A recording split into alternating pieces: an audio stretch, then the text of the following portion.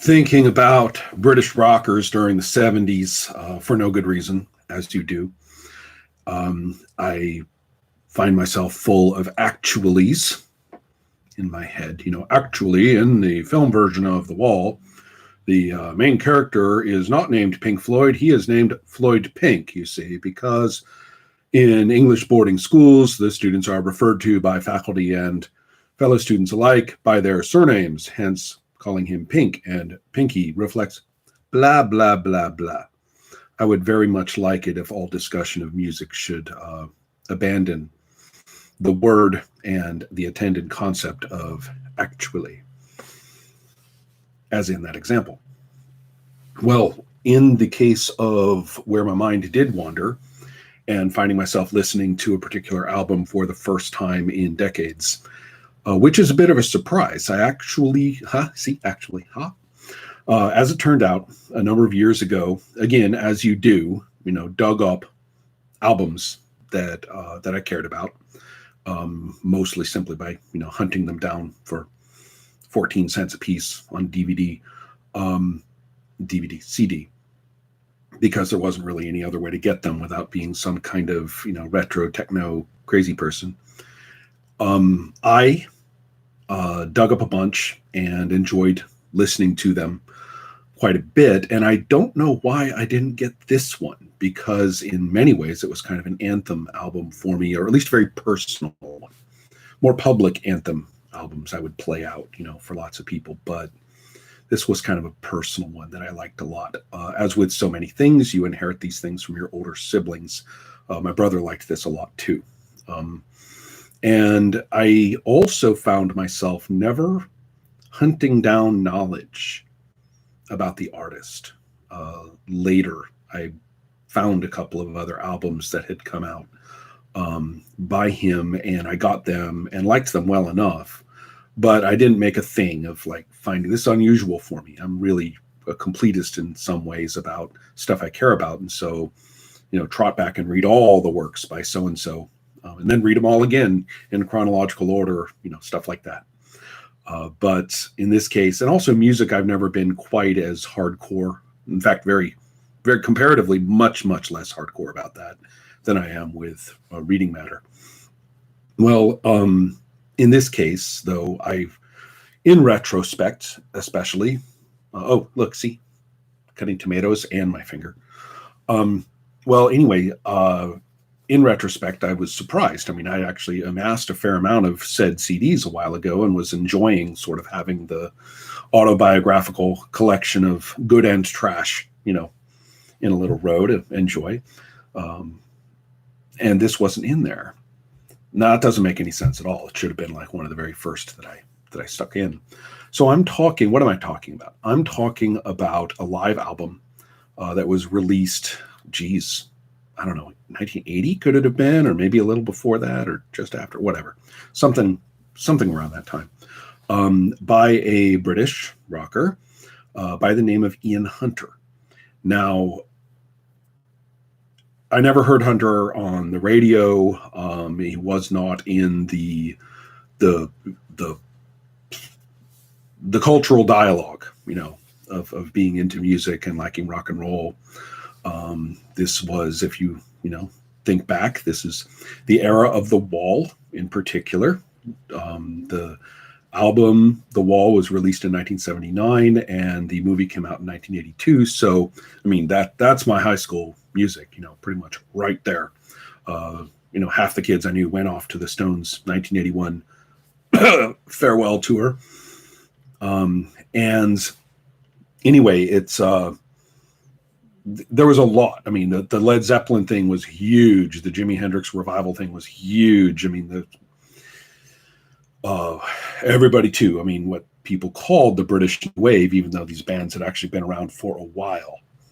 Everybody's listening to the Police now, and also the Talking Heads, of course, are enormous. Not British, or are they British? You see, are they? Aren't they? One wonders. I mean, back then, right? I mean, I could look it up. I should know that. But back then, see, and if you just said just hard to type in actually, then screw you. See, gotcha. So the point being here, oh yeah, I forgot to mention too. We were all listening to Bob Marley and Peter Tosh and all these people, and were, I think, a little unclear on exactly when those songs had been cut. Now that I think about that, well, anyway, so Hunter, what's the deal here? The live album is called Welcome to the Club. Three of the sides are live. The fourth side is studio songs, and he played with it. It included the guitarist Mick Ronson, that he frequently played with and helped produce a number of his albums. Now that I looked up a thing or two, well, Hunter's kind of weird, right? In retrospect, and at the time, you kind of got the idea that this was kind of on the edge. For one thing, as with so many artists, this is at the birth of arena rock, and he's not quite fitting in. I mean, it sounds like a gig at an arena, and it also, though, has an intimate quality, even with the enormous crowd, that's really warm, really enjoyable. The crowd seems very authentically there, and there's some banter with the audience that's extremely non-sarcastic, not ironic, not showy. And that's interesting too, because the Brit musicians, they all came up in these music halls. And you may, if you think about it, recognize that all of the famous British rock bands that you know have their stage thing down. I mean, the idea that they're being looked at as a rectangle, up on that stage, and this is the act, is very, very clear. Very different from the American bands of the 60s, who came up in clubs. And so they all sort of act like they're in a smoky room, with a bunch of other people, and somebody's, there's not enough room for the drums because somebody's trying to edge past to the bathroom. Well, it's different for the Brit bands. They've got that stagey thing just nailed. Well, Hunter, though, strangely, it doesn't sound like that. He sounds more like somebody who came up in the clubs, and so it's fun to listen to. You feel there. You kind of get the idea that people in the crowd are hugging or something sometimes, and the songs are catchy and fun. And this is you'll recognize this kind of from the Meatloaf albums and his co-creator, the kind of overwrought, this is important, this is my insight, kind of versifying, but also very jingle like, very it's kind of like I'm trying to be important here, I'm trying to say something important here, but I can't. But I get to say it in an unimportant way, right? And be careless about things. So there are some songs that are really quite moving, and then you think about it for a second and say, that doesn't make any sense. How come the girl turning me down taught me humility, but the refrain of the song is I'm going to be somebody someday? And it's like, I'm not following the reasoning here. But again, there is a time when you just let it go and enjoy the musicality and the sentimentality and the fact that all these people in this great big place and these dudes up on the stage seem to be having a really good time. There's a lot of, I wouldn't say intensity in the kind of like get you by the gut feeling, so much as the intimacy, regardless of whether this is life-changing in terms of content. So I listened to those three sides again.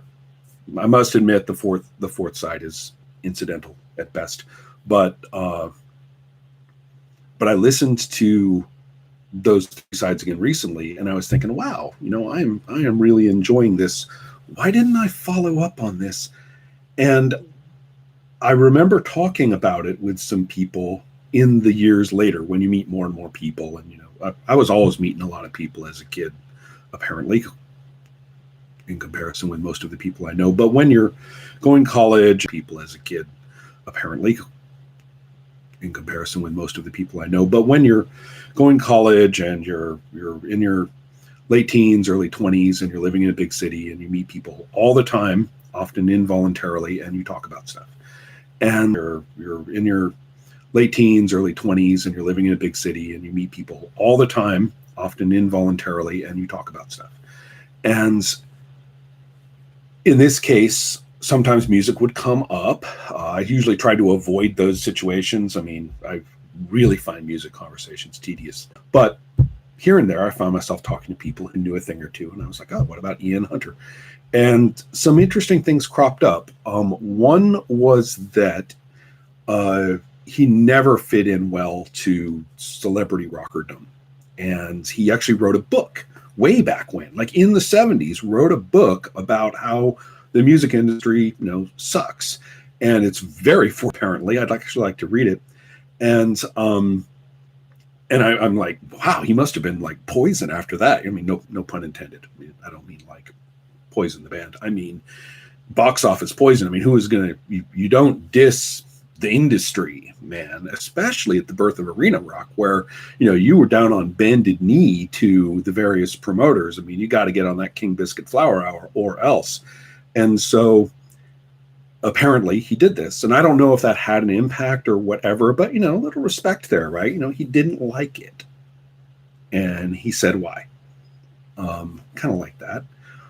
I looked up a thing or two further. He put out a number of albums. One of the ones I have confirmed what people were saying, that he kind of went to R&B and soul a little more than he did, than he did he didn't really turn up the rock to that arena rock level.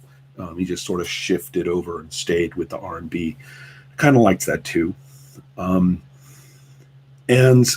this is what had the big impact on me, though.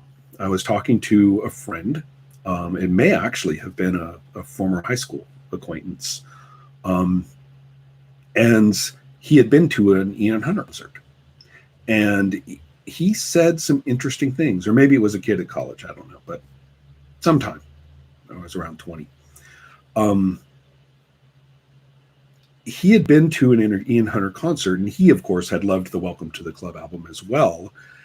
And he said it was a really bad experience because he said the crowd was like trying to be in the Welcome to the Club album. They were shouting out the same things at this concert that people had shouted out on that album. And it really stuck with me. I was thinking, the poor performers, the people actually, doing the rocking, I mean, they must have felt trapped in hell. The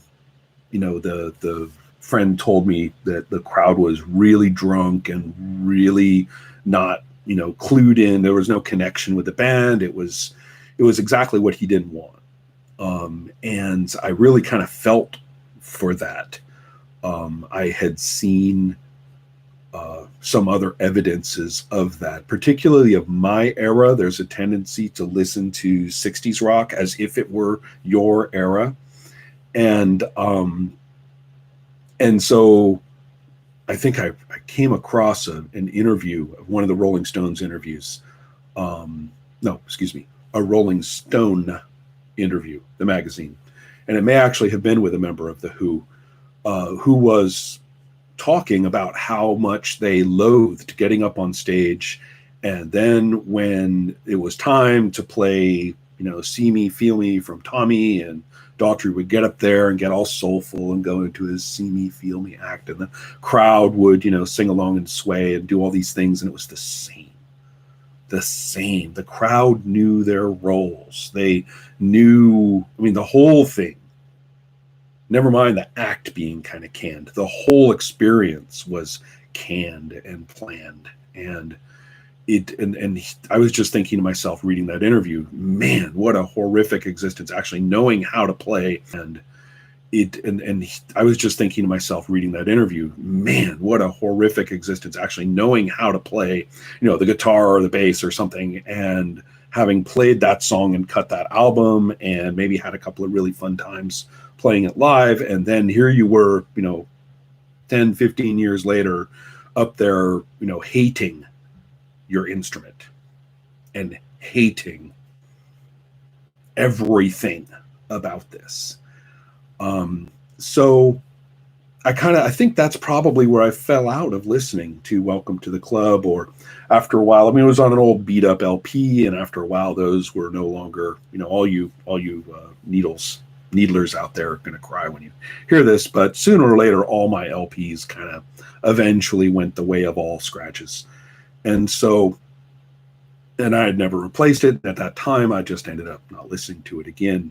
But it was really nice to listen to it again this time, and say, this is sort of the piece of, of this person's experience, that did get captured, for other people to enjoy and to appreciate as it was in that moment. And that, in fact, to try to repeat it, to try to sort of jump in it and, go to, I've looked up some things. Hunter continued to work in music and continued to produce, and apparently was pretty supportive to a lot of other people, which is nice. Another thing I kind of like. I've never dug deeper. I mean, you know how it is. You don't want to, somebody you appreciate on a very personal level as an audience member, like a particular actor or something that isn't a big name or is in enough things that people recognize their face, but is not really, ever interviewed or anything like that. And you kind of appreciate that person, in a movie once in a while. Oh yeah, they're in it. This is great. It's a minor part, but they nail it. And you like the way they do these things. And you appreciate that person is in movie making. Don't go look them up, right? You just don't want to know what their politics are. You just don't want to know what their marital history is. You don't want to know all sorts of things about them. It's a bad idea. And so I do that with a lot of people. There's tons of people that I just don't know anything about their backdrops, as humans, and kind of happier that way.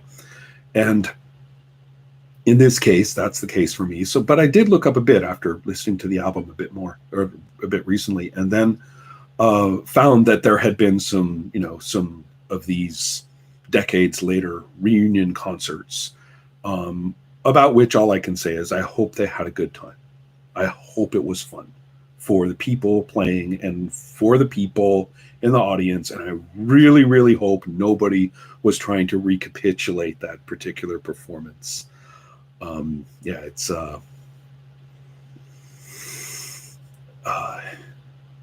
It's just a little hope, and I'm probably not going to listen to those unless some stars align at some moment, and I find myself doing so due to other causes. But there you go, just a little bit of musing that led me into the rabbit hole, of course, and I, got to thinking about. You can tell got me thinking about The Wall.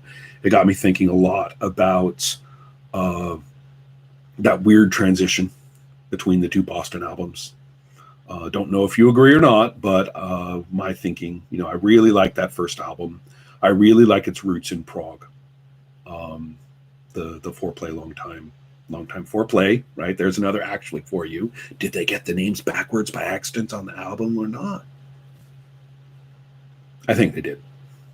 Ooh, argument. Actually, so anyway, though, I really like that first Boston album. And the second one, to me, that's like, okay, the beginning of what, was going to become arena rock, but it's great. And then it's like Queen too. Same thing. You're listening to the beginning of what would be fantastic grand opera, massive audience rock and roll. And then there just kind of goes somewhere flat.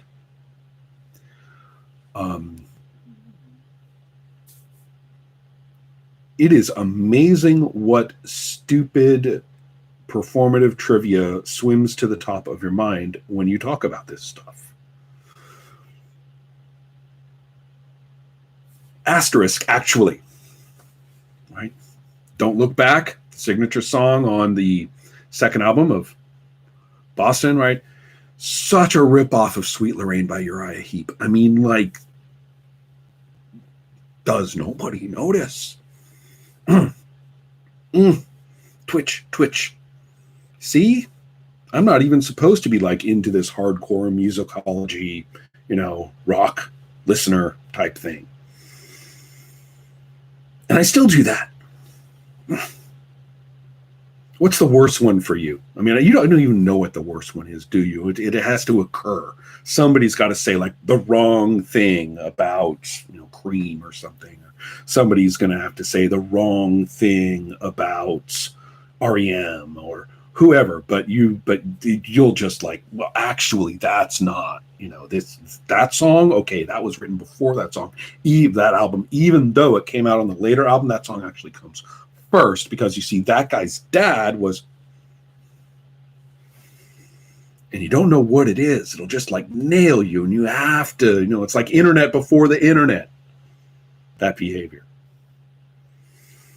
But we're all in it together. All right, I'll see you later. Oh, and by the way, my twins turned 14 last weekend, so yeah, very teens around here.